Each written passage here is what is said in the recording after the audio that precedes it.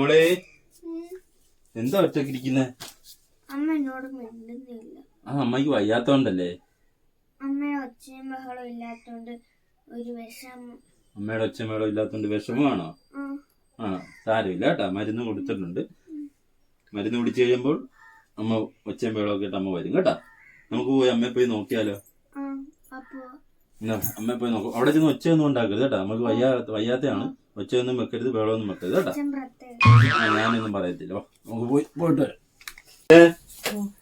കൊച്ചു നിന്റെ അനക്കമില്ലെന്ന് പറഞ്ഞു വരുന്നു. നിന്റെ ഒച്ചയൊന്നും കേൾക്കാൻ വേണ്ടിട്ട് കൊച്ചിന് ഇഷ്ടപ്പെടുന്നില്ല.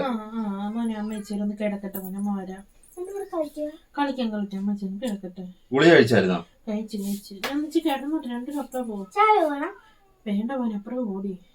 ഇച്ചിരി വെള്ളം തട്ടെ.